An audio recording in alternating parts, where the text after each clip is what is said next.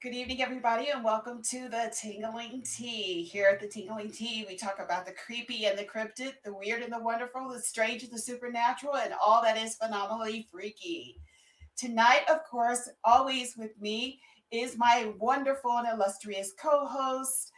Let's start with Miss Annabelle Chimpton. Hey, Les. Hi. How's the tea? Oh, it's spicy tonight.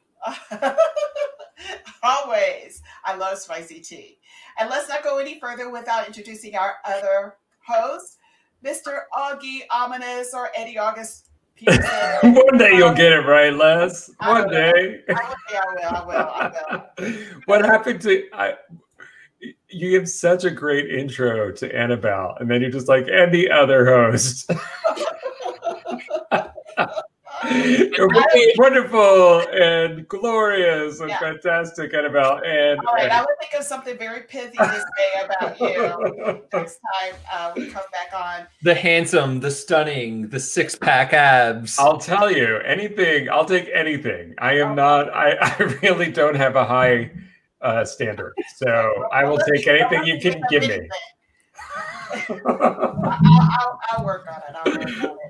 So, ladies and gentlemen, if you are watching with us tonight, this is one thing that I have been reluctant, or not reluctant, but remiss doing, is giving this as a disclaimer. Here we talk about really scary things. So if you are not interested in this type of genre, please just turn us down or turn us off. And if you have kids, please use parental discretion. This is a PG-13, I would say, rated show where we talk about, things that are kind of off the cuff and crazy. So, but I'm so excited about our guest host tonight. Who is that? Who's that, SistaSlaya? Who is that? I don't want to go into it right now. I don't want to, make sure that he also has an illustrious build up before he comes on to host with us tonight. So I'm so excited, though. I'm really excited. What a tease. I know, right? Exactly. And he already got more adjectives than you did. I know. He's not even here yet. That's all right. He will be coming, and he's going to come after you, and he's going to smell your sins. Oh, I'm not sure that's a sin that you're smelling, but okay. Did you bathe today? I had Indian food for dinner. That's all I'm saying. Oh, you feel like curry, but that's what it is. Oh my God, I love Indian food. Don't even get me started on that. It's like my favorite. Curry is actually so addictive. Oh, isn't it wonderful? I have it all the time. Well, apparently, one thing that is addictive is also mushrooms. So I'm going to start off with the news this evening because this is very interesting.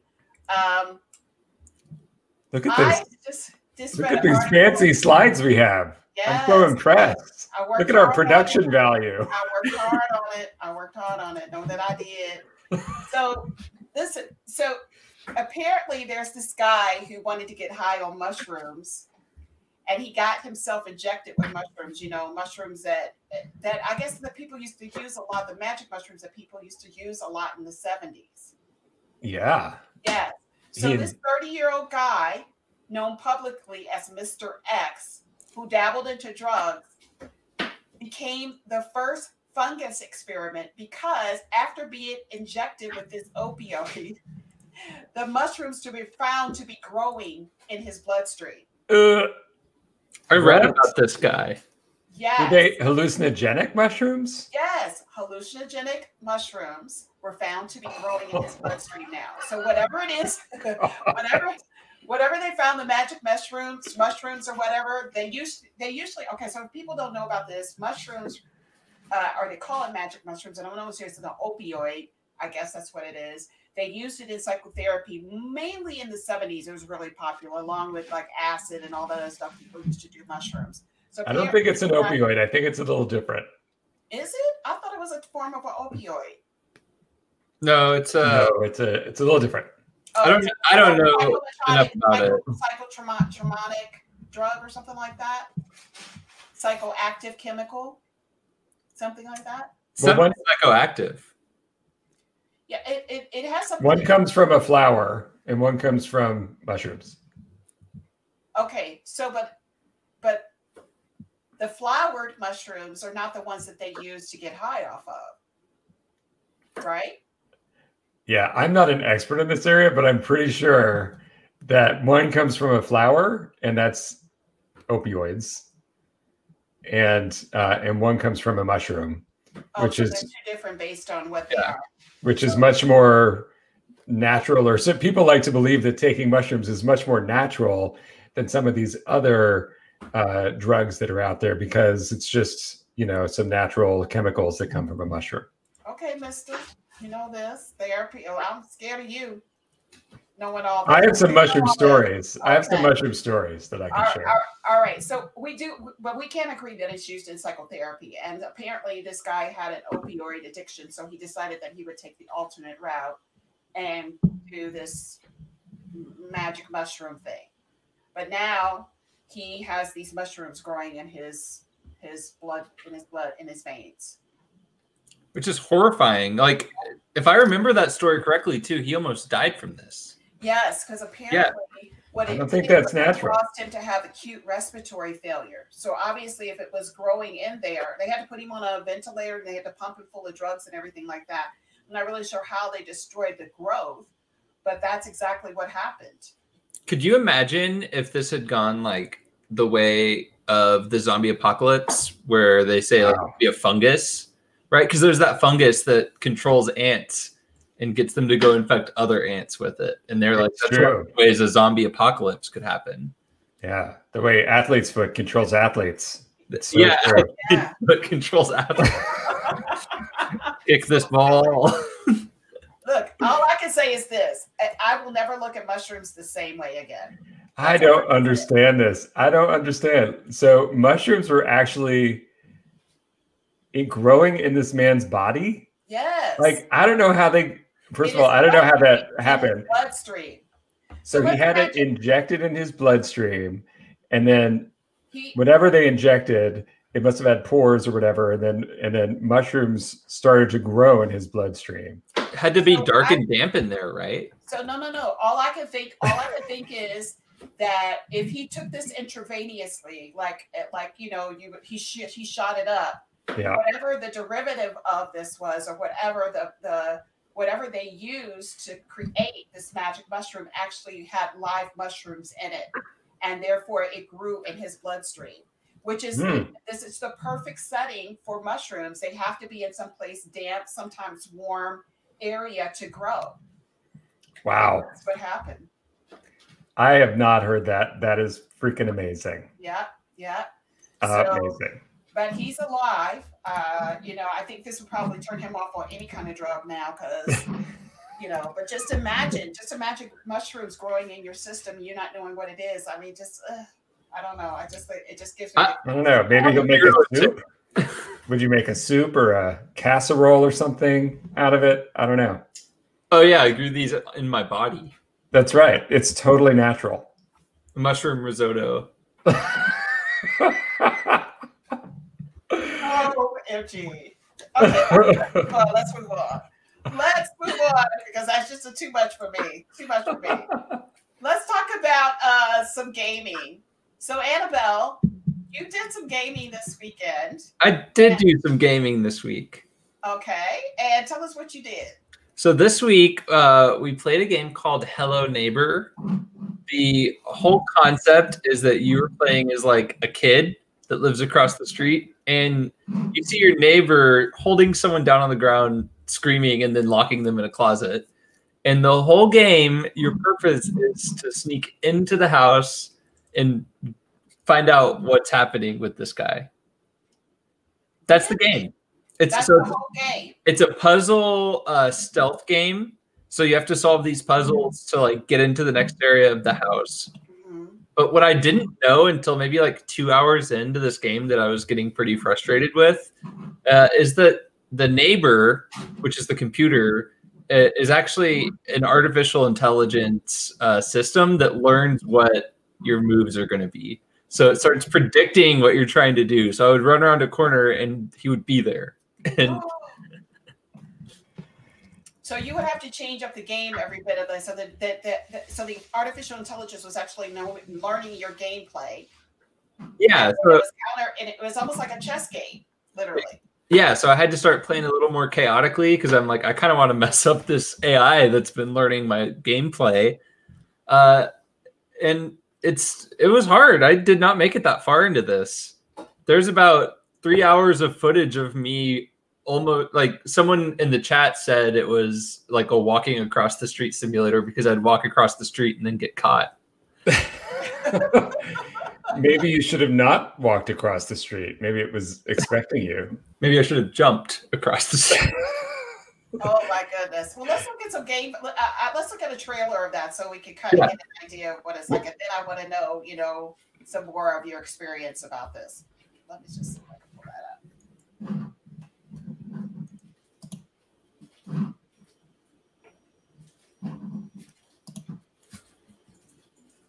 Oh. Here we go.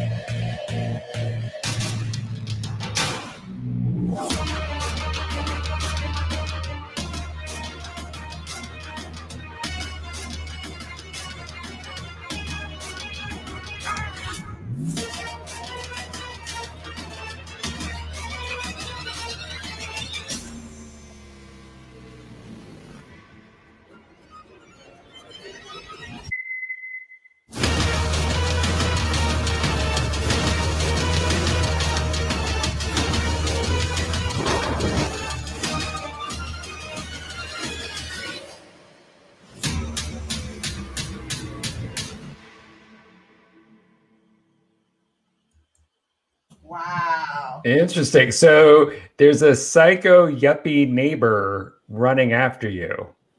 Yeah, he lives there. You're trying to break into his house. Oh, you're trying to break into the neighbor's house. Yeah, you see him do something sketchy, so you're trying to break in and see what he's doing. Oh, this sounds like a Jerry Dancher situation, kind of like a Fright Night situation. Although this character is not as handsome.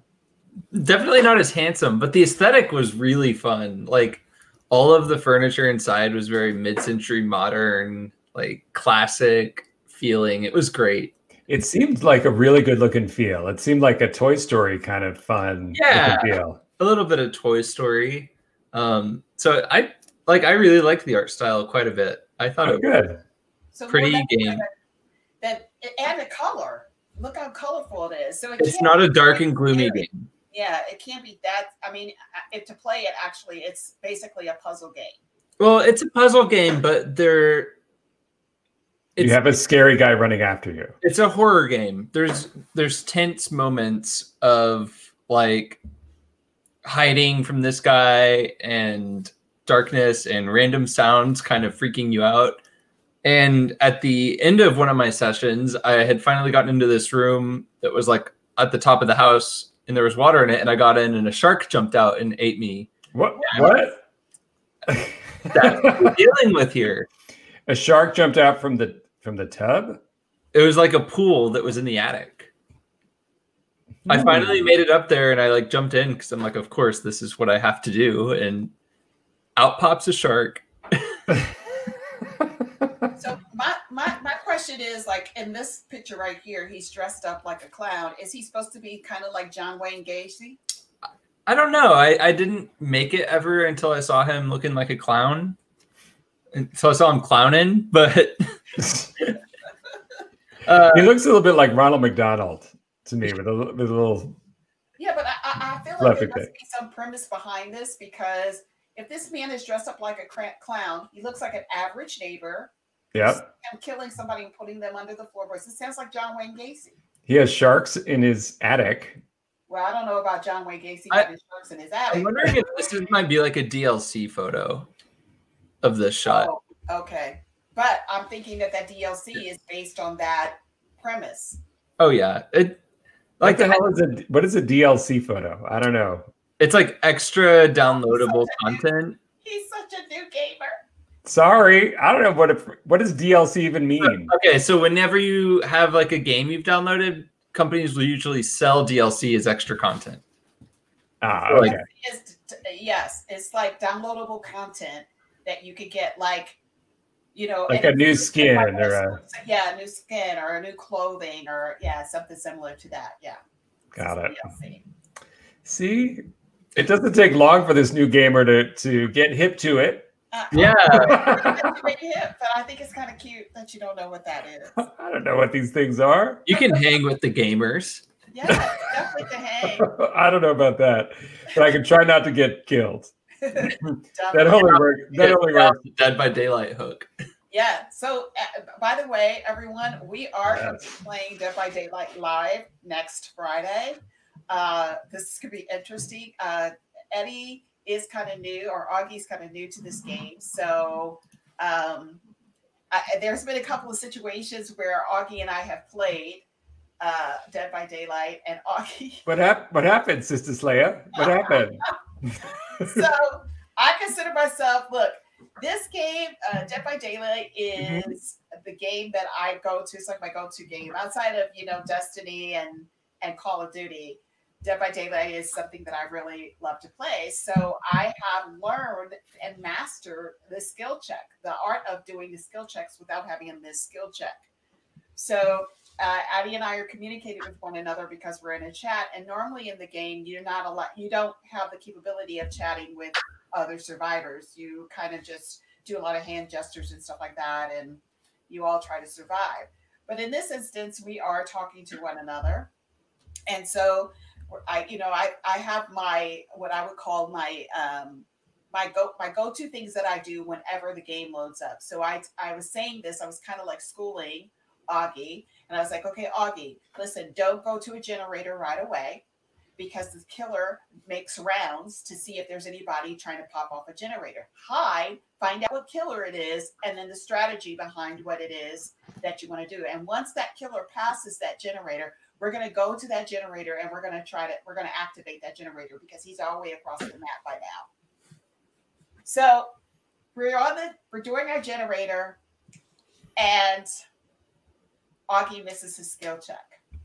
I don't just miss one skill check though. He misses like 3 in a row. And meanwhile, it tells the killer. The game tells the killer where the skill checks are being missed. Yes, because he gets a loud auditory alert, like a bang, like somebody messed up with. Yeah. So, and we were almost finished with the generator. And I missed every skill check. I missed everyone. Like, go hide. He's coming, go hide. You weren't that nice. In my ears, it sounded like I was being nice. I was trying to be. That's the PG version. Go hide. Augie, come over to my generator. I'm not going to kick you out. You need to get out of here. Just leave. You come to my generator. I'm not afraid of the killer. Oh my god, I've got better at my skill checks since then. Yes, I'm not perfect, but I'm able to actually fix something without alerting the killer of my presence. Well, he's doing very well, so he's doing better. But it is hilarious when he misses a skill check, And we have to support one another because we all know one another. So we're trying to support one another while playing the game. It's such a fun game.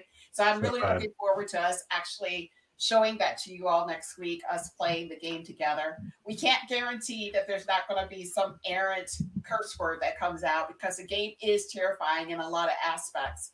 I have very little control about what comes out of my mouth when I'm being chased. I have very, very little control. And if you know anything about the game, you're being chased by killers that there are some that are created in the lore of the game per se.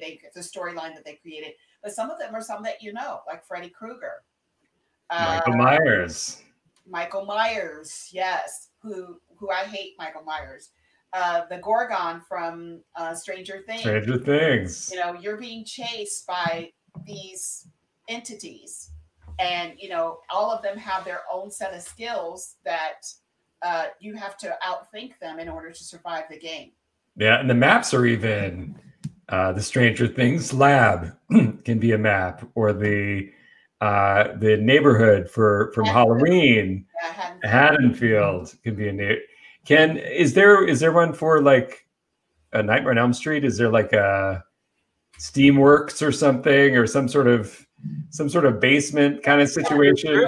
Yeah, it is. It's the neighborhood in which Nancy lives in.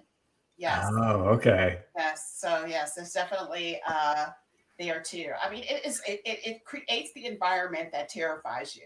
It's totally fun. And the game does not favor the survivor. The game favors who can outwit the killer. So you have to the lesson here is make sure you master your skill checks. Yes. Otherwise you will die. Yeah, definitely. All right, so let's move on. I am so excited because this next segment that we're doing is going to be so apropos for our guests. But I just want to give like a little story about our guests before he arrives. Yes. So I think it was in 2017, my husband and I went to Sleepy Hollow to go to Horseman's Hollow to go to their little haunted event that they have, which incidentally is really nice when you go to it. I think it's good for the kids and everything like that, but you're in authentic Sleepy Hollow. And so it just lends to the feel of that area. And so we were there at the Horseman's Hollow, and, we were really excited about going through the whole, they have you go through like a haunted farmhouse or something like that. So we were really excited about it. And I came across this person. Wait, what? Yes, I came across this person. So before you actually walk through the haunted hollow, there are several entities walking around before you walk in. And this particular person caught my eye. This is in 2000, I believe it's not 2017, maybe it may have been 2017. I can't remember what year it was. It was some years back. I had to take a picture. I didn't ask him any questions or anything, but I was just like, this is everything. Wow. Yes, this is everything. So he's a priest, right? He's a priest? He is a priest. Now, if you all know that there's another thing that I do called the Bit and Apple TV, where we go to cons and stuff like that. It just so happened that I did my first con in New Jersey, and my first interview ever with the Bit and Apple TV was none other than Father Evil. Wow. Other than Father Evil.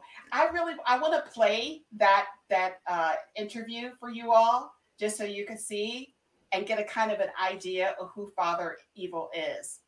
But I just couldn't believe it. I knew that this was that my path was destined. Destined. So this is the second time you saw him. This is the second time you saw him, and the first time you interviewed him. The first time I interviewed, the second time I saw him. And I said, I saw you at Sleepy Hollow, and I knew just then and there that we were destined to be together. It was a moment. It was a moment of what was it? His eyes? Did he just have a nice cologne on? What was it about him that made you think that this was like you were destined? I don't think it was the issue of it being destined, but it was such a unique character that I have not seen in horror before. It is definitely a brand that you've not seen anywhere. And everybody can come up with ideas about, you could come up with characters and stuff like this, but I knew just by looking at this individual that this is going to be a success. I love it. So much so that my brother's probably watching right now. My brother in Missouri is a huge fan of his. Really? Yes. It even expands all the way down to the Midwest. Excellent. So what is a huge fan of his, and I'm on the West Coast. Yeah, definitely. I mean, like the second I learned of this man, I was all in. Well, that's great. Is it his goth? Is it his like his presence? Is he like a larger than life personality? Let's look at the interview that I did with the Bit and Apple TV. Okay. And I'll give you an idea of who Father Evil is.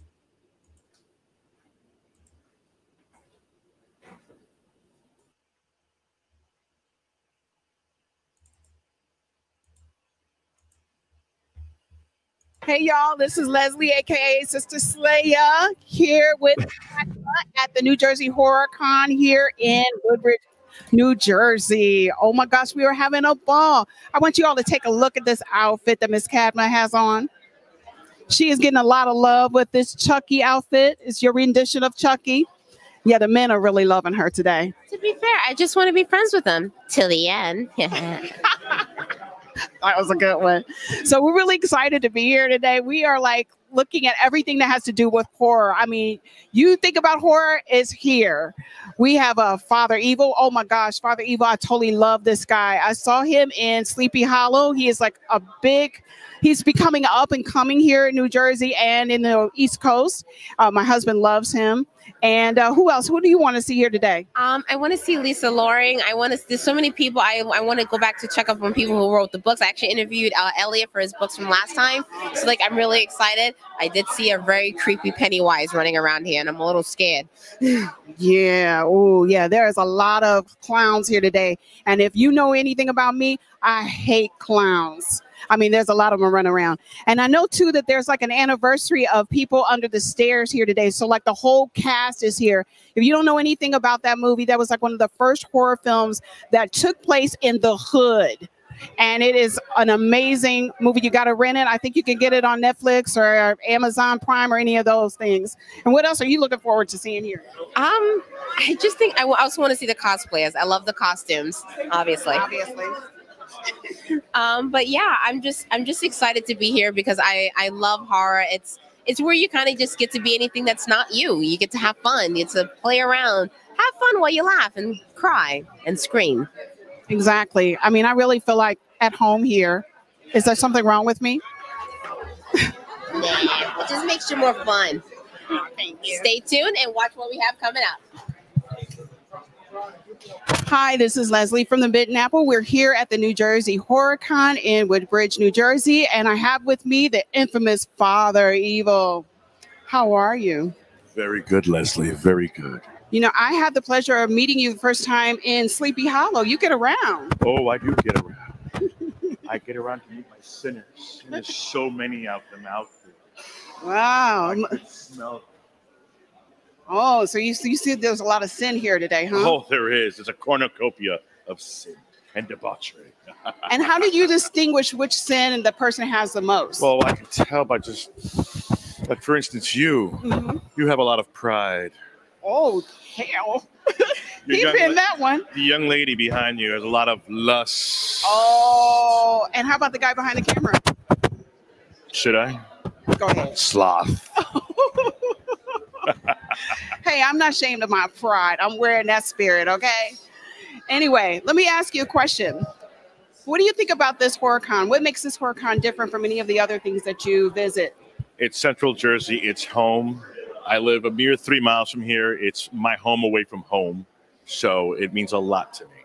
Oh, wow. I am New Jersey. You are New Jersey? There is New Jersey Devil, the Jersey Devil, and there is Father Evil. This is my home. This is my HorrorCon. I noticed that you're getting like a lot of fans over there. You have some merchandise and cups and everything like that. Yes, we do. You got to go out there and you got to really take a picture of everything the Father Evil has out right now. It's fantastic. Or you can visit the website, fatherevil.com. All right, that's a plug. All right, Father Evil, thank you so much for doing this interview. It was a pleasure meeting you, and I hope I get to see you again very soon. Oh, you will, blasphemer. You will.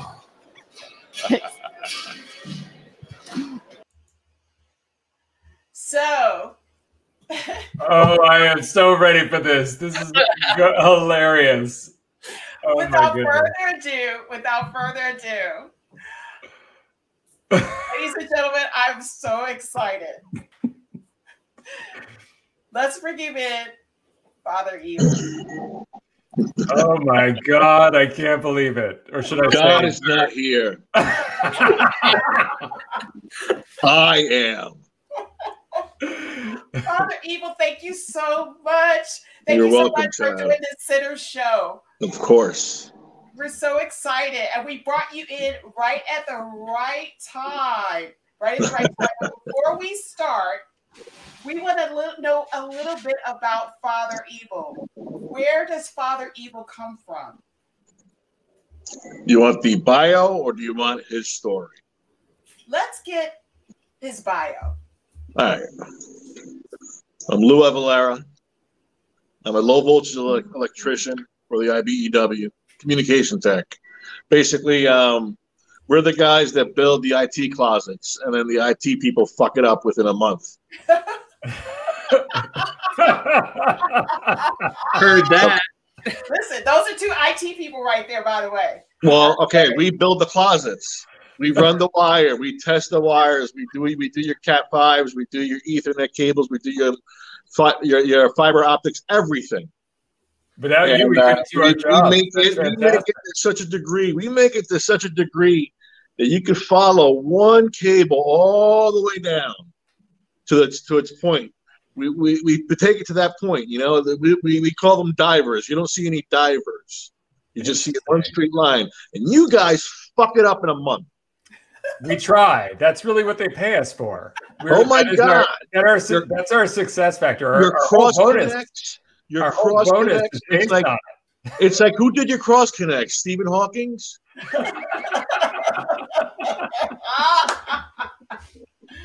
So Father Evil, that is what you do. Lewis is married, has a beautiful family, which I've happened to see that are completely supportive of Father Evil.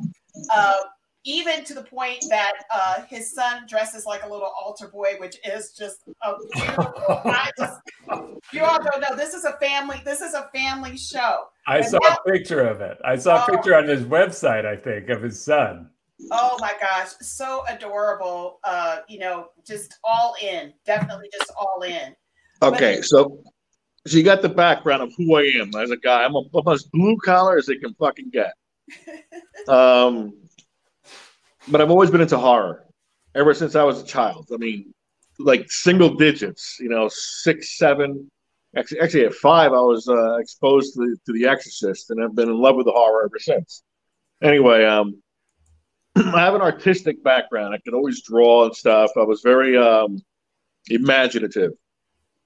So throughout the years, just drawing, I came up with a character. Like, I guess in my early 20s of kind of a cross between the Joker and Reverend Henry Kane from Poltergeist 2, and kind of meshed them together. And it came up with this possessed priest that I came up with. I'm like, because I thought it was like kind of like freaky, because if it could possess a priest, what chance do you have? That's the type of mentality I was working. So I drew him up, and I had him in one of those artsy-fartsy cafes in New Brunswick. I think it was called Indigo Jones in the early 1990s. And I had it up there. It didn't sell. I gave it to this kid. He was fanboying, so I gave it to him. That was it. Fast forward, Jesus Christ, to like 2007. I'm married already. My wife and her girlfriend, they meet up, and they have their husbands who are into horror. And they was like, hey, there's a horror convention. You think Lou would like it? My wife's like, yeah. Oh, let's bring him along. So that was it. That was it. That was all it took. So did you dress up as Father Evil for the convention? No. I didn't dress up till about a couple of years later. I didn't get up the nerve to dress up. I thought it was so cool, and I'm like, all right, fuck it. I said, one year I'm going to do it, just whatever. At that time, I was working at Best Buy, and they used to call me Evil Lou because I could make a really evil face. So I figured, you know what? I have been wondering if the face or the character came first this whole time. What was that? I've been wondering if the face or the character came. Oh, the face came first. I built the mythos. I built the mythos around the face. I'm so happy right now, Father Evil, not Dr. Evil. So I decided, I'm going to go the less is more route, and I'm like, what can I be? So I'm like, clown, nah, it's played out. Just no offense to clowns, just no one's going to remember a clown. Which clown in particular? You see like 8, 9, 10 of them at a horror con. Sometimes the same face, just different color hair. And it's just like, okay, so it's like basically seeing. I wanted to avoid seeing Harley Quinn in a horror con. Do you know what I'm saying? Yeah, of course. Okay. So it hit me. I'm like, boom. The Possessed Priest she made up. And at that time, I said, fuck it, let's do it. So I got a pair of white out contacts, put them on. No makeup, actually no makeup. Or did it maybe just a little bit of eye makeup just to get it a little darker. And I bought a $20 costume from Party City. A priest costume. I love Party City. And I went, and it was supposed to be a one-time deal, a goof. That was it. Maybe I would wear it every year to win first place at a dive bar, you know? Yeah. Shit like that. That's what I wanted to do. I wanted to win first place at dive bars. That was the extent of my goal. So I went, and as soon as I stepped up, people were like, holy shit. They started coming to me, taking pictures. And I'm like, this is pretty easy, man. I got a $20 costume and people are coming to me. I'm like, wow, it's okay. But I didn't see what you guys saw. Yeah. So I didn't see that. So I'm walking around and I walk into this one room, and there was a director from Italy. I forget his name, but he was signing autographs, line of about 25 people signing autographs. I walk in, and he does like a double take. Actually a triple take. Looks at me, excuses himself from his fans, runs up to me.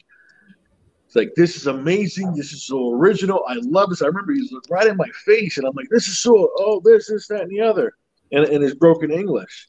And he called his assistant producer to come take pictures of us. And I'm like, holy shit.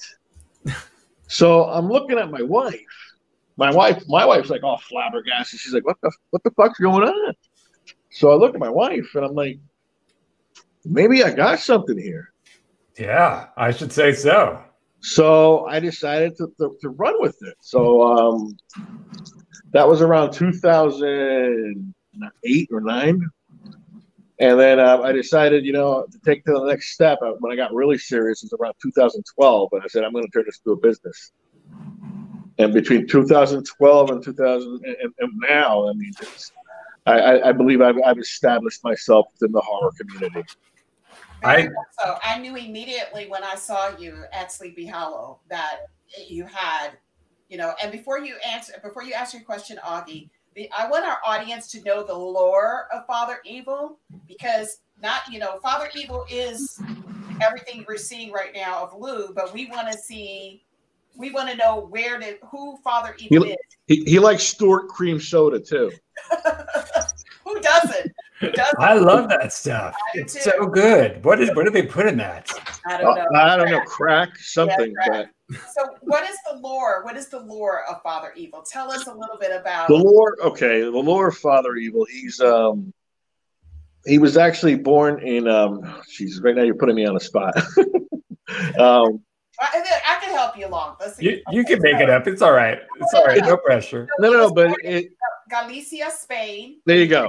1972. His parents were Guillermo and Isabella Evaleria. So Evaleria in Spanish. They were farmers and herbalists. And 3 months after his birth, there was an epidemic that hit his small town, and his parents, with their knowledge of herbal remedies, were able to stop the onset of this plague. The Holy Roman Catholic Church caught wind of this and accused his parents of heresy and witchcraft. Isn't that so? And the locals in the church representatives gathered at the farm, and they proceeded to beat his parents. And the ordeal ended with his parents being burned at the stake. So the infant, who is now Luis Evaleria, now known as Father Evil, was taken to the church and raised as one of their own. And 20 years later, Father Evil has become a local servant of a church and the head witchcraft investigator. One of the investigations leads him to a satanic convent that was attacked by one of the local villages. And Father Evaleria investigates the convent and begins to repurify holy items of the church that may have been tainted. And that's when he encounters this hideous book that will forever change him. Upon opening its pages, he surprisingly is able to read the ancient text within. Suddenly, a blinding white flash envelops the room, and no one sees or hears of Father Evaleria again. And thus, begins Father Evil. Wow, that is a bio and a half. Yes. That's only half. Yeah. That's only half the bio. Oh my gosh, that is really amazing. There's many layers to Father Evil. It's like an onion. Well, I noticed that what I noticed in the interview, and I've just seen it for the first time, is two things that I think are fantastic. Your look is obviously fantastic. Your voice is amazing. You know, it has this wonderful bass voice, and your movements are almost sort of, I don't know, they're sort of otherworldly. I don't know, you seem like you've worked on your movements a lot. Like Father Evil has his own way of moving that is unique from other people. I channeled my inner Liberace. Really? Really? Yes. No, Liberace, Walter Mercado, and some Walter Mercado. You might want to Google Walter. it. We all know about Walter. We all know. Okay. Yes. I grew up on him, man. I grew up on him. Of course. Who did it? Of course. I mixed Walter Mercado with some Pinhead, and there's my flow. Wow. I totally see it now too. Hence the rings. Oh my gosh! Yes, that's Walter. Yes, it is. Wow. It's starting to make sense. Yes. It's all connecting to me now. Like. Oh wow. Well, this is an interesting thing. I cannot wait. I mean, I know that there's some more things that are coming up for you. We can discuss and actually have you come back and talk about that later. Please.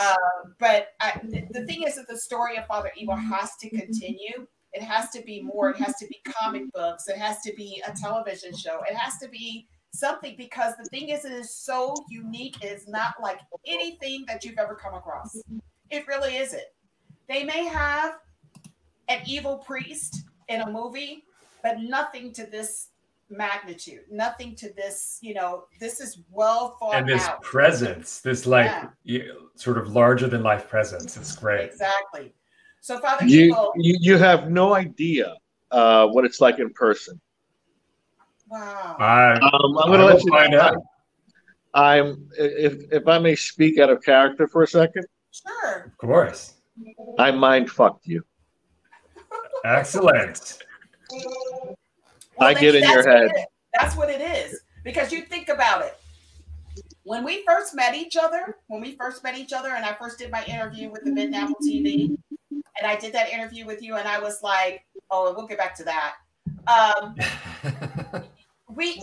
You said to me, your sin, I smell your sin. Your sin is pride. He read all three of us, me, Chantal, and Raphael. And it was so dead on in a lot of ways. I was just like, what is going on here? I was like, what is going on? There is a part of it that makes you kind of feel like, you kind of get creeped out a little bit. If I didn't know Lou the Man. Is he real? Exactly. Is he real? If you didn't know Lou the Man, that would creep you out. So if you're just some random person meeting him for the first time, and he says, I can smell your sin, and he's so dead on what it is, it makes you start thinking, what? Is this happening? How's this person know me? How's this person reading me so well? The thing is that you have taken on this character to the point that it is, of course, your alter ego, but it is a part of, you have to wear this with you. You have to carry this with you forever, literally. These are real. Yeah, you carry this with you forever. And so if somebody sees you, they think you without makeup, they're thinking you're from like some rock band or whatever. Exactly. Either a rock band, I get you're a lead singer in a metal band, or you're a wrestler. Yeah. Little do they know. All right. Father Evil in a unitard. That's an idea. No. No. That is an unholy sight. God no. Hilarious. Okay, so we invoking the spirit of Father Evil right now. And we are actually doing a segment on men and women in horror films of the cloth. So we'd like to actually hear your commentary. But before we do that, before Father Evil really comes, Father Evil, you all, does officiate weddings, by the way. Yes, I'm ordained. Excellent. He is ordained. Interfaith? Interfaith weddings, and yeah, I've done 10 of them so far. My most interesting wedding was my wedding ceremony was a ceremony in a cemetery, Laurel Hill Cemetery in Philadelphia. It's like the second biggest cemetery in the country.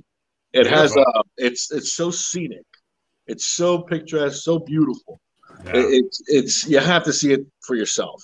Anyway, I did a ceremony in the cemetery, and the couple, well, the woman, actually, I met her at Horror Hound in 2016, and I believe it was in Cincinnati. And I met her there, and I guess I made an impression on her because she followed me through social media. She found out that I did weddings and booked me right on the spot. Wow. So then that was 2016. Let's fast forward to this just last year.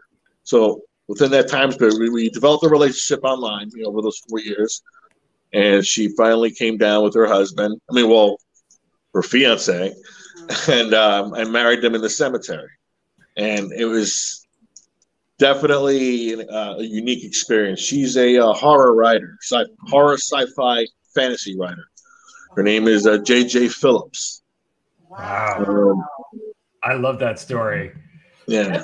How did that feel? Let me ask you, the Lou, would you consider Lou religious? No. Would you consider Lou is not religious? No. So would you fly anywhere to officiate a wedding? I've married gay couples. Uh-huh. It doesn't matter who I'm marrying. As long as you're happy and you want my services, basically, listen, when you hire Father Evil to marry you, basically you want Father Evil to outshine your bride. Yeah. You got upstage the whole thing. It's the truth. That is the truth. They hire you for a reason. Yeah. When I see the wedding photos of you, my face goes to you. So. Exactly. It's true. They hire me for a reason. Yeah, yeah. Now, and before we go on to movies, I wanted to ask you: have you been asked to star in anything movie-wise? Yes. I've on a lot of independent movies. Mm-hmm. I would say over a dozen, and I've declined on all of them because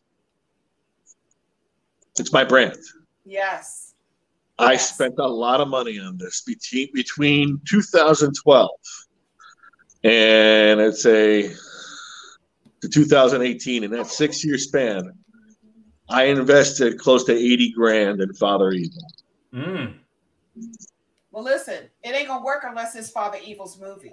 I agree. But it's not only that. I'm very leery because let's face it. 70% of indie movies that are out there are pure crap. Mm-hmm. I mean, like horrific. Like, oh my God, it's like, 30% it makes it. I mean, not even 30%. I would say about even smaller, like 10% make it out there to the mainstream. Yeah. It's the majority of them. It's just like, oh no, and they're like, hey, you want to be in my movie? Here, let me show you a preview of what I did. And I'm like, I look at it, I'm like, oh, hard pass. Yeah. Hard pass. Would you then do something big budget if they said yes, we yes, if they want to, if there has to be a lot of zeros behind that first number. Yeah. If they're saying that we want to feature your brand in this big budget movie, would you? Yeah. Yes. You got to protect your brand, right? Absolutely. You got to protect it. You don't want to put it in something that you don't believe in. If someone's going to invest 100 times over in me, what I invested into it, yeah, okay, yeah. That it's got to put me on the spot to be my best. But yeah, then I'll do it. But for the meantime, no. I like the way it's going. If that happens, it happens. But where it's going now, what I want to do is I want to give people a Father Evil experience, an immersion. And then what I mean by that is this. I mean, if you look all around you, horror is hot. Horror is in like you wouldn't believe. Look at all these ghost channels that are on. Oh, yeah. All these ghost things, ghost that. Well, one thing that people have not touched on is ghost tours. Yeah. Have Father Evil give you a ghost tour. Oh. You know? I love that idea. People would pay for that. Yes, they would. Yes, they would. Oh my gosh, that would be so amazing. But here's the twist. Well, I'm going to start doing it here. I actually met up with somebody via the interwebs who I actually friended her, and she happens to do ghost tours, and she's actually going to show me the ropes. And she does ghost tours in Keyport, New Jersey. So we're thinking, my wife and I were looking at a little piece of property in New Hope, New Hope, Pennsylvania. Mm-hmm. I don't know if you've heard of it. Huh? I love it. I love New Hope. It's gorgeous. Yes. So we're looking at one little shop. It's affordable, and New Hope has only one person that does ghost stories, and it's like this elderly woman out of a bookstore. That's it. I mean that was it. All this is their advertisement. Ghost tours here this time. See this person. That's their advertisement. I'm like, really?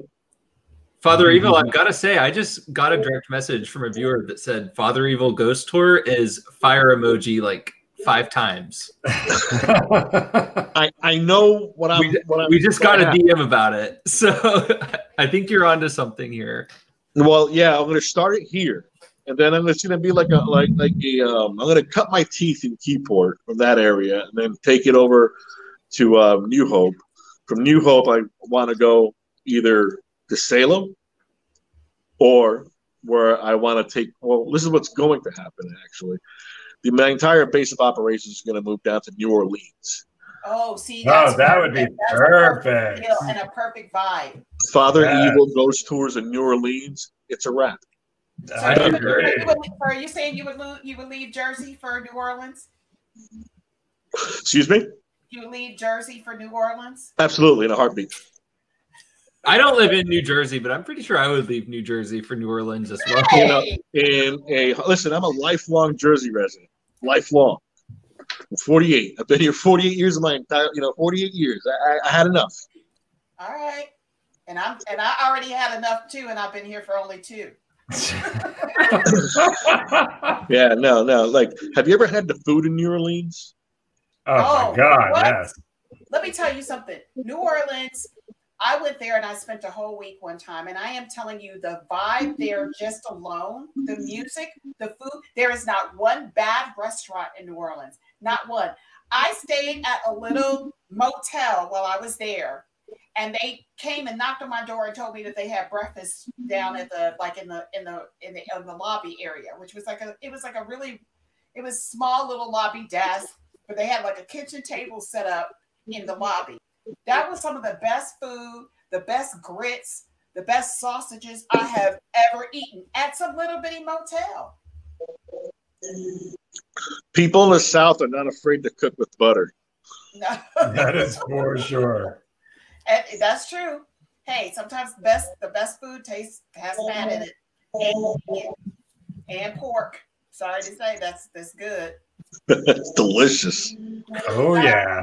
But you have the ambiance of New Orleans. You have the history, you have the ghost history, you have the religious part of it, you have the voodoo aspect of it, you have the natural horror that happened, from Delphine Lalaurie. I'm sure you've heard of Lalaurie, right? Yes. Of course.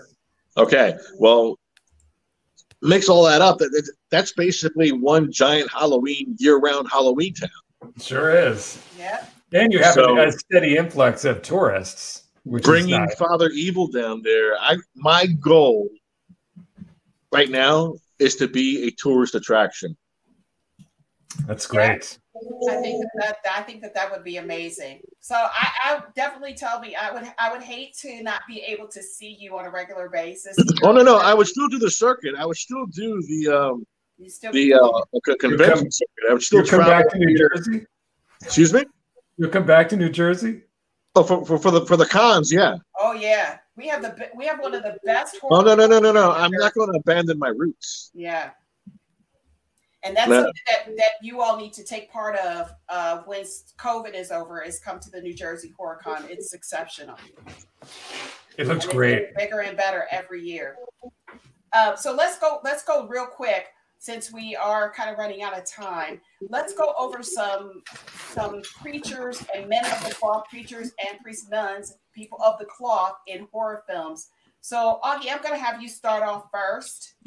Sure. Well, I dressed up now that I knew that we had our guest coming. I dressed up for the evening.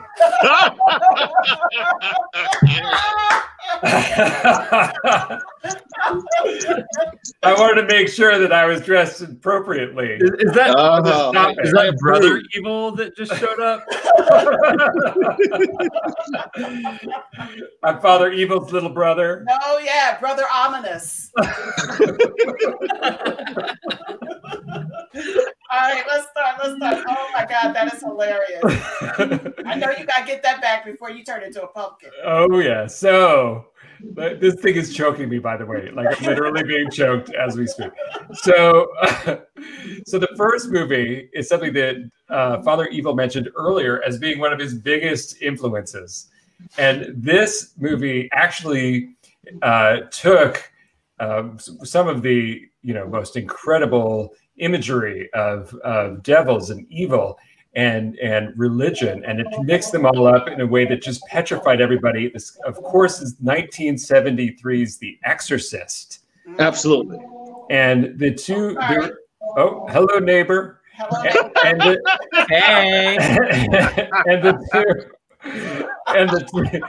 the two fathers in The Exorcist are, of course, Father Marin.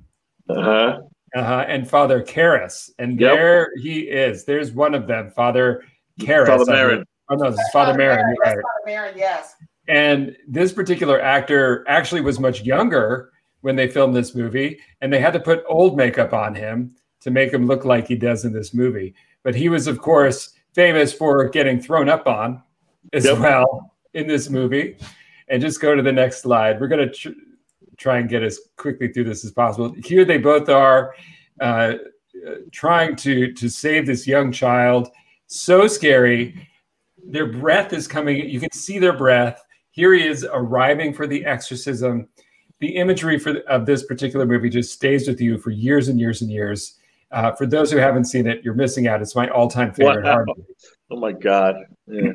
All-time favorite horror movie.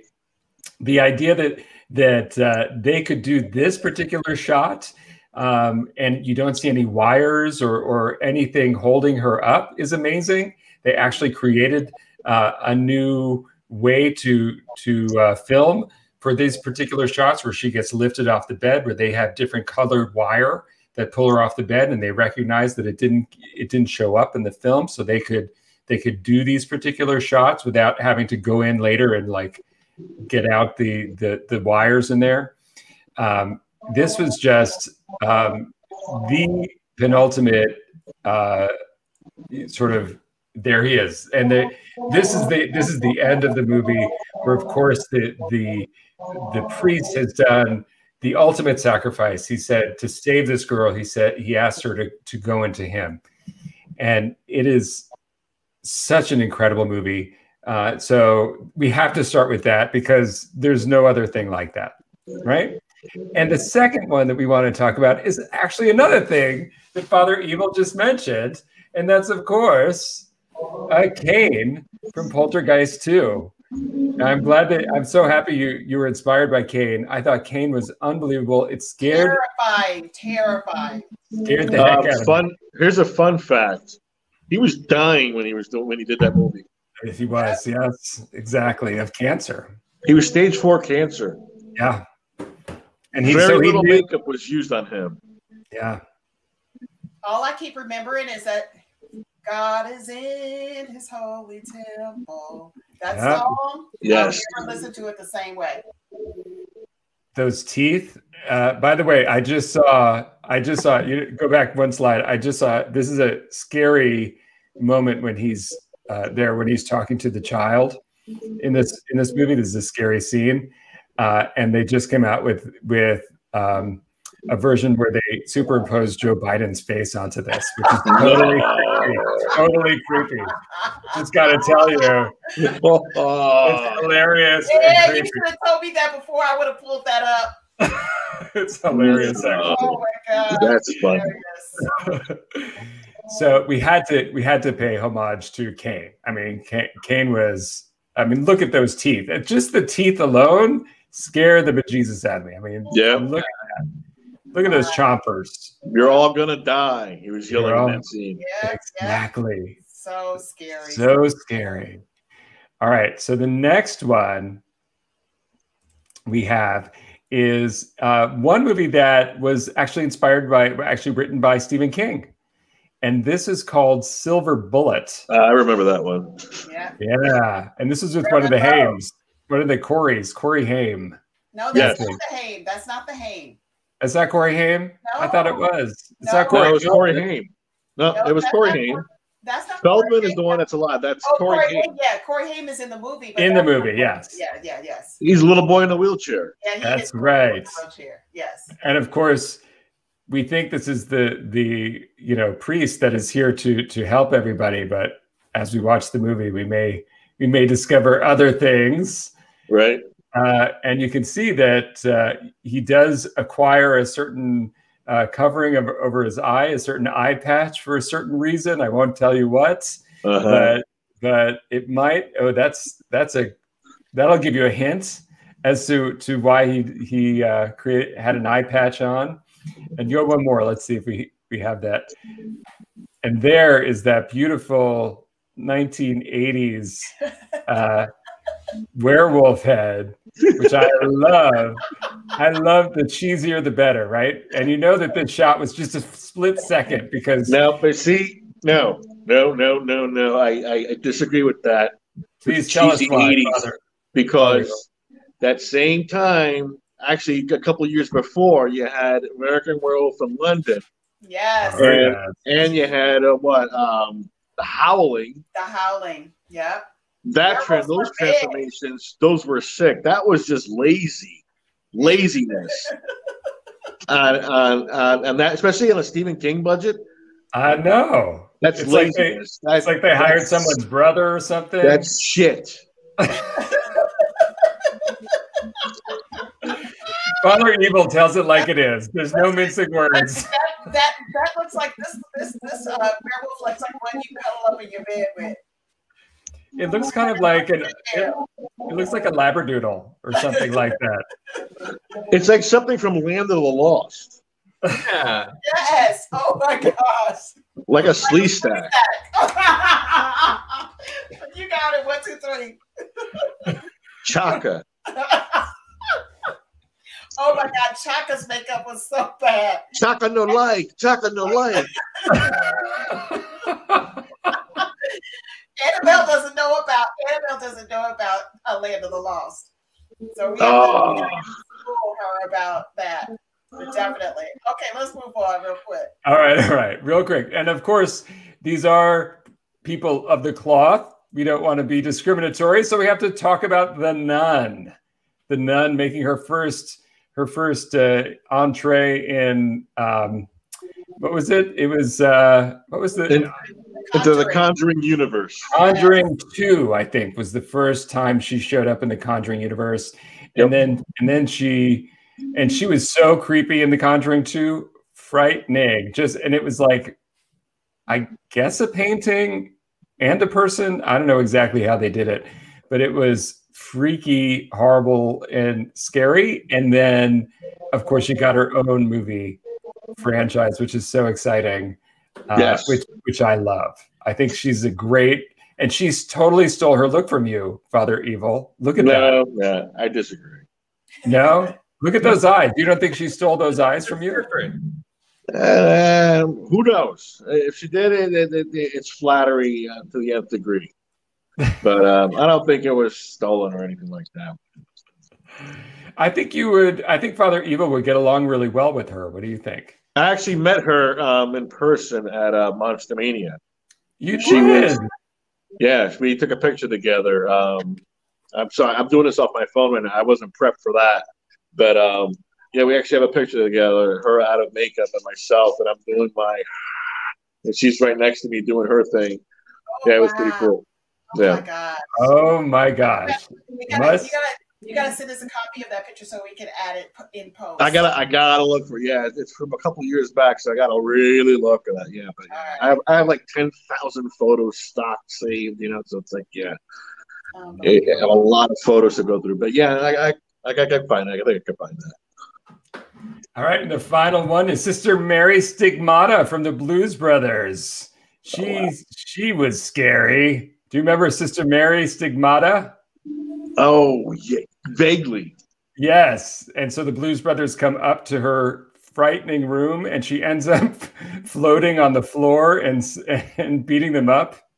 Yeah, that I remember. That I remember. Sister Mary Stigmata was scary. And she had this gigantic cross in the front of her office that was really backlit and horrible. So we had to say hello to Sister Mary. Now I'm going to turn over to Les to take the last 5. Okay, so let me just do a real quick one. We couldn't go without mentioning Amanda Kruger, who is Freddy Krueger's mother. Right. I mean, she was a nun that was, she's the mother of Freddy Krueger. She was the paternal grandmother of Margaret Burroughs, and she's also the mother-in-law of Loretta Kruger, who was played by Nan Martin in the 3rd film. But she was raped as a nun, and therefore she birthed this evil entity that we all know as Freddy Krueger, who is like the classic. He's a combination of a serial killer, sleep demon. No, he's a demonic pedophile. Yes. Well, hey, there you go. I never thought about that. A demonic pedophile. Think about it. Yeah. Think about it. He only went after kids. Yeah. He only went after kids. Most definitely. He's a demonic pedophile. Yeah. And it's interesting because back in the day, we probably would never have used that terminology, but now we could say that that's what he is, because if you classify him as he is in the horror realm, people would say, oh, he's a sleep demon. But now that's true. He only goes after children. Now that we know what it is, he only goes after children, and he does it so he puts them at a disadvantage where they have they have to succumb to it. So that's absolutely correct. And Father Evil knows. So I'm going to take that. Well, when you put it in those terms, it kind of slaps people in the face. Yeah.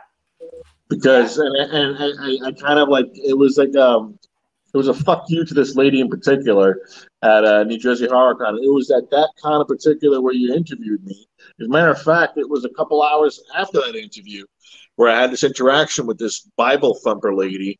You have some Bible thumpers that that do like horror, but then they draw the line on certain things. And so she was like, "Oh, this is disgusting." And I'm like, "Oh, this is my church, my child. You're in my church." So I started playing along with her, right? And then she's like, and I'm like, look at them buying my wares. Isn't it lovely? She's like, it's disgusting. I'm like, no, it's in the eye of the beholder, man. It's all the eye of the beholder. And I said, listen, you're in my church. You're in my territory. You're in my church. These are my people. You're going to come to a horror con? You're going to come to a horror con and try to Bible bump at a horror con? Exactly. So, and I said, isn't it rather hypocritical? You're buying here, you have an autographed picture of a demonic pedophile, and it was Freddy Krueger. And when I hit her with that, she's like, "That's a demonic pedophile." What was Freddy Krueger's victims? They were all children. All of them were children. He's a pedophile, and she did not like that analogy, and she just quickly walked off. Wow. But it's the absolute truth. Wow. Well, even if you follow the series, the one without Robert Englund, that was so well done. It really goes into that. That was so well. People like to shit on that movie. Yeah. Oh, And I that love is that. so wrong. People shit on that movie. I mean, they try to like keep like the original. Oh no, like it's some sacred type of like monument. Like, come on, look, come on, Chucky, really? Yep. Yeah. Chucky. I mean, that thunderbolt hits the fucking store and it explodes. What kind of store is this? Mm-hmm. You know, it's like people want to like hold on to the original. No, it's the original Freddy was fine, but this kind of twist, this remake, I think it hit it right on the head. I really love the acting. The acting was great. The creep factor, the burn, like it would really look. Yes. Like your look would be, you wouldn't have cool scars like Freddy. Those are like really cool burn scars, you know? It's like, I mean, when you think about it, that's not a burn scar. Burn scars are horrific. It's your face skin melting together. Yeah. You know, and much more horrific than basically what they had in the prosthetic. Probably much more horrific. Absolutely. So it's much more realistic, and it was so well done. But then you got into the dirtiness of why he was, you know, sentenced to death. Yes. And you saw the vileness. And then, but when you say it to somebody like, oh, you know, when you see parents with their kids, they have their kids dressed up as Freddy Krueger. I'm like, dude, really? You're dressing your kid up as a demonic pedo? Okay. But you're going to give me shit about being a possessed priest. Okay. All right, let's move on. The world is unfair. Well, but oh well. Okay, so we could go to priest. I mean, we couldn't go without talking about this particular character, priest, because the whole movie is about this unique priest. So in this movie, actually, this particular movie is loosely based on a Korean comic by the name of Hyun Min Woo, who is a priest who goes after vampires who've warred for centuries. And after the Vampire War, this veteran warrior priest lives in obscurity until his niece, Lily Collins, is kidnapped by vampires. And he has to come out of retirement to go after these vampires. Interestingly enough, this film did not do very well. It came out basically during that time where there was this big thing of vampires and werewolves and stuff like that. It didn't do very well, but Paul Bettany, it actually put him on the mark. And as most of us know who love comics, he is now playing Vision on WandaVision right now. Oh, that's right. Yeah. So, I mean, it didn't take, you know. I enjoyed the movie. I did too. It also has Carl, my guy from The Boys in it. He plays the bad vampire in this. This is actually a good movie, but it got canned for some reason. I don't know what people were expecting, but I absolutely enjoyed the movie. So, I mean, if you are a fan of Paul Bettany's and you do like some of the glitz and glamours of the effects of the gloss of the effects of a movie such as this, I mean, the storyline isn't that great. It's worth the enjoyment. It's good for popcorn flick. Carl Urban. Carl Urban. Yeah, Carl Urban. Thank you. Yes. So definitely check this out. And then the next movie that I wanted to highlight while we're at it is Preacher, or this is a TV show, Preacher. Now, I don't know if everybody has seen this TV show. This is a very unique show. It is a series developed by Sam Catlin and Evan Goldberg and Seth Rogen for AMC. It starred Dominic Cooper, Joseph Gilgun, and Ruth Negga, and it's based on a comic book series called Preacher, created by Garth Ennis and Steve Dillon, and is published under DC Comics. Hey, you all, DC Comics. Wow. So, yes. I had no idea. Yeah. It's awesome, too. I'd highly recommend reading it and watching it. Yes. Isn't Preacher from the Vertigo universe? You know what? I don't know the direct lore between who he is or whatever, because I only watched the show. I did not get into the comics. Right. But he may be from the Vertigo universe. So Preacher, basically, his thing is he got the voice of God, right? Yes. Basically, make you do whatever he wants just by booming that voice.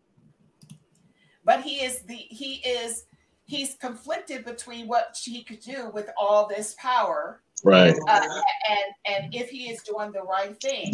But he didn't start off. Jesse Custer as a whole did not start off as a man of the cloth or being a preacher, whatever. He basically ended up being in this role because of the abilities that he has. And he has some very unique friends. So he's in love with the Ruth Negga character, but he's also conflicted about his relationship with her. He's been, you know, he's been a typical man, hard to tie down, and he's friends with the vampire.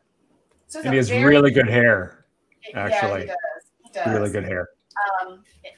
Interesting enough, he played in Abraham Lincoln, Vampire Slayer. Do you already know that? Oh yeah, I forgot about that. Yes, he did play in that. So he was the good guy in that. That's where I first noticed him and everything. But it is a very raw show. I think, honestly, Father Evil, that lady that came to the convention, she would probably be appalled by the show because there are some things where they take liberties that make you just kind of go, oh, shoot, did they do that? Because they have this whole one segment about Jesus that is very interesting. You know, you have to take it with a grain of salt that it is comics. It is somebody else's world, and you cannot make this, you know, something that it is not. Don't try to put holy water on somebody's idea. Basically, that's what you want to say, right? You know. But anyway, my next thing that I wanted to talk to, and this show was one of the best shows that came out on cable TV, and unfortunately, it somehow came to a demise. I'm not sure what happened. We were right in the middle of the next series, and all of a sudden, it just disappeared. They discontinued the show. It was canceled. Yeah, it was canceled. And we're talking about Brother Justin Crowe, who was played by Clancy Brown. I mean, amazingly played by Clancy Brown. Clancy Brown, I don't know. You could ask Clancy Brown to play a stick, and he could knock the socks off a stick.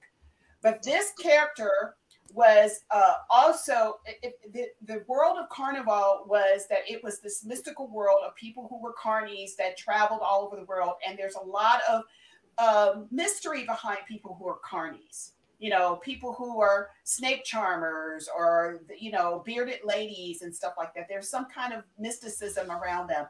In this case, you have a young man that is maybe the second Messiah, who comes and is living with these carnies. And there's a brother, Justin Crowe, who has his own religious, he has his own, I wouldn't say it's a cult, but he starts his own church. But the thing is that he's hiding a secret. And the secret is that he is the devil in disguise. Mm. And it was such a good show.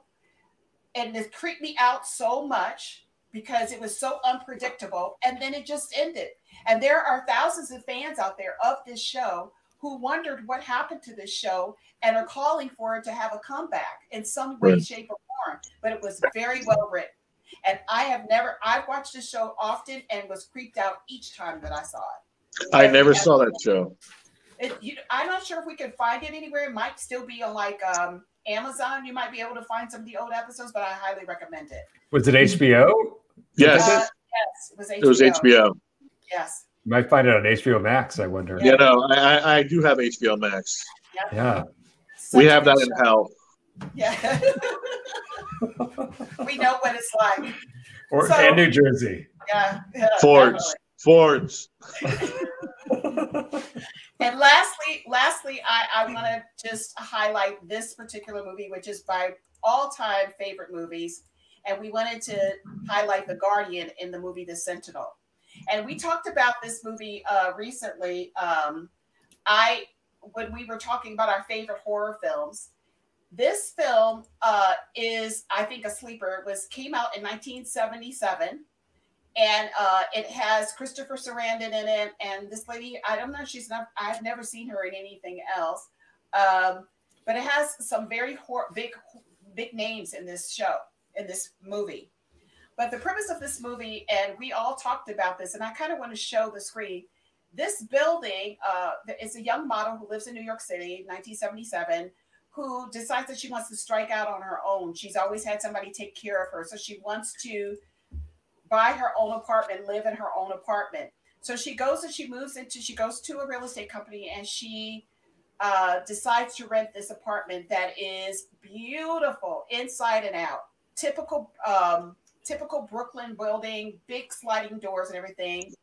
And she's told that she's the only person living in the apartment building. But yet and still, she meets these very strange neighbors. And what I want to do is I want to actually show you all. This building actually exists. And what's the name of the movie again? It's called The Sentinel. Could you send me a link to that movie? Yes, I will. I would definitely do that. I wanted to tell you all that here it is right here. It's in Brooklyn Heights, and I think I told you all that I got lost one day in Brooklyn, and I came to like a cul-de-sac, and I turned around and I looked, and there was this building from this movie, and I almost passed out because I was like, oh my gosh. And I had to look at the top to see if the priest was in the top window. Watching.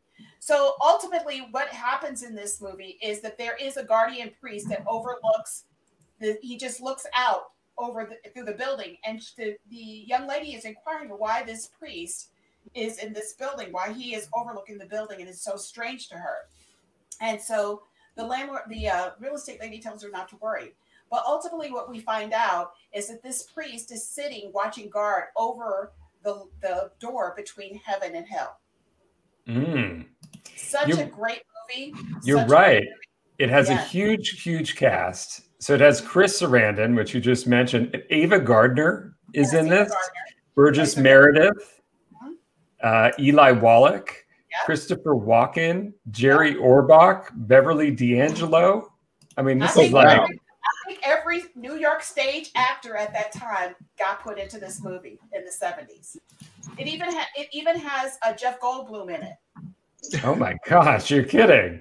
It's really good. And you talk about creep factor, 100% creep factor here in this movie. So I highly recommend it. That's what a lot of haunt characters and a lot of horror characters out there are missing, is presence and creep factor. Because creep factor, presence, you need presence. You need to be able to tell what that person is at first glance. Like, oh shit. And then the creep factor, because the creep factor stays with you and it grows. Yeah, it gets underneath your skin. Just like Father Evil. Definitely what Father Evil has. It's basically the back and forth when I'm talking to somebody. Like for instance, with you, I would be like,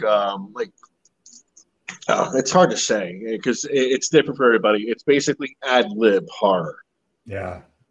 And like, well, to her, like, I would walk up to her. I'm like, I would sniff next to her. I'm like, I could smell your sins, child.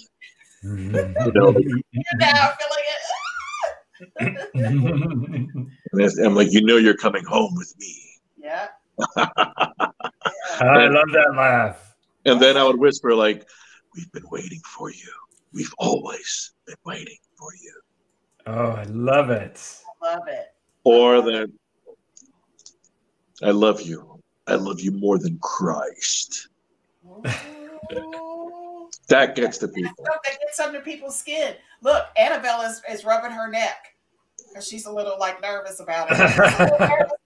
When you say to somebody, "I love you more than Christ," or if you knew how much I love you, you'd run away.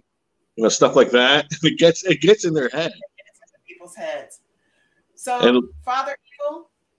Finish up where you were. No, go ahead. I was actually going to say my little gift to kids, what I usually say to kids. Oh, Lord, what? Listen, you bring a kid to a horror con, you bring them to my area, it's on. So, it's on. No, he's in my territory. I'm going to fuck with that kid. You know, if he's looking at me, it's game. If he's hiding from me, I'm not going to do that. I'm not going to torment that kid. But if that kid is looking at me, I'm going to be like, hi, little one. Do you know where I live? They're like, no. I'm like, under your bed. And I just walk away. Oh, no. I just walk away.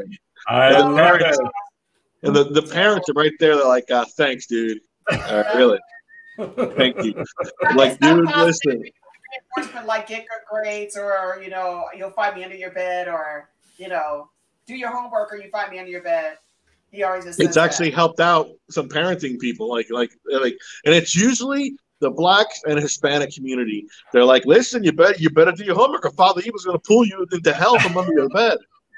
And you know, because we don't play like that. That is like, you know, even there has been some content even that we've discussed here on the show that I'm like, oh, no, I won't do that, because I just we have respect for those things that we are fully aware of, that we know exists. I'm just a dumb white guy, so I do it all. I have no boundaries. I just put myself out there, and I'm the first one to be killed. Yeah, what's the worst that could happen? Yeah, y'all crazy. Well, anyway, let's investigate. Yeah, we're Father Evil. Do you hear something? Let me go check it out. Stop. Father Evil, can you please come back? We would love to have you come back on the show again. Absolutely. I actually enjoyed myself. The hell out of this by myself in this interview. Good. We love having you. You're amazing. So we've got 2 minutes. I'm literally getting ready to pull everybody out, but I want Father Evil to give us some closing words. How about that? Yes? Let me think of something. Okay. So I'm going to bring up, we are going to be back next Friday at 8 o'clock. Remember what we told you? We are actually going to be playing Dead by Daylight next week. So you're actually going to see live gameplay. We're very excited about doing that. You can find us on YouTube, Facebook, and Twitch here every Friday night at 8 o'clock p.m. Eastern Standard Time, 7 o'clock Central Standard Time, and 5 o'clock Pacific Time. I have no control over what I say when I'm being chased by a demon. Volo vestrakia anima tua, ego manducarum tum peccato, ego manducarum tum anima. I know you've had a taste of the Father tonight, and I'm going to be with you. And I'm never far. Always look under your bed. I'll be there.